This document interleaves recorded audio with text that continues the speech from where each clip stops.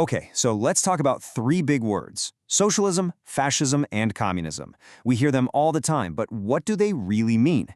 In this explainer, we're going to dive into the specific definitions and distinctions laid out in a PragerU fireside chat, just to understand their take on it. But hey, before we jump in, if you're into these kinds of clear, no-nonsense breakdowns, do us a quick favor and hit that like and subscribe button. It really helps us keep making these for you.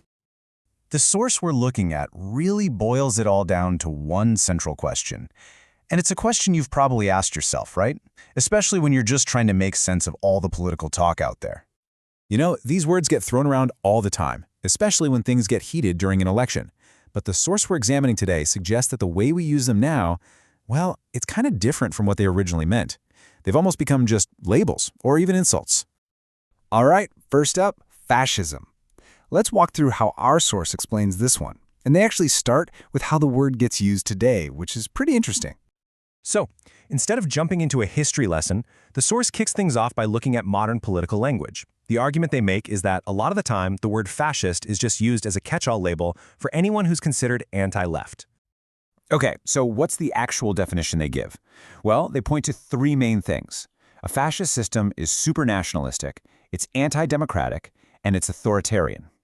Basically, all the power is in one place, and you're not allowed to disagree. Now, this is an important distinction the source makes. It separates Mussolini's fascism from Hitler's Nazism. They present Nazism as a more extreme version, and they say the key difference is that Nazism was built entirely on a race-based ideology, which they claim wasn't necessarily the case for the original fascism in Italy. Hey, if you're getting something out of this, just a quick pause to say make sure you're subscribed so you can catch our next breakdown. All right, let's move on to socialism.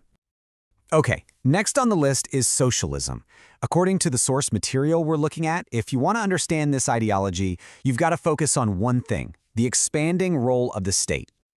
So yeah, the definition they give is pretty much all about government expansion. The main idea they present is a system where the government just keeps growing to handle more and more of the social and economic stuff for everybody. When it comes to the economy, the source makes a really specific point. In their view of socialism, you can still have small private businesses, like mom and pop stores. But the big stuff, the major industries like railroads or oil, the state takes those over. They're nationalized. And that leads us right into our third and final term: communism. So let's see how the source says this is different from what we just talked about with socialism. Okay, so according to this perspective, communism is a whole other level. It's not just an economic system. They describe it as an ideology that tries to erase individuality completely. Everything is about the group, the collective. And on the economic side, the picture they paint is absolute. Remember how with socialism those little mom-and-pop shops could exist? Well, under this definition of communism, that's a no-go. There's zero free enterprise. The state owns absolutely everything. Every shop, every factory, you name it. All right, so we've gone through all three one by one. Now, let's pull it all together and really nail down the main differences that the source material really emphasizes. This next point is a really big one in the source. They draw a line between equality and equity. They define equality as everyone getting the same opportunity, starting at the same place. But equity, they say, is about making sure everyone ends up in the same place, equality of result. And they connect this push for equity directly to the communist viewpoint.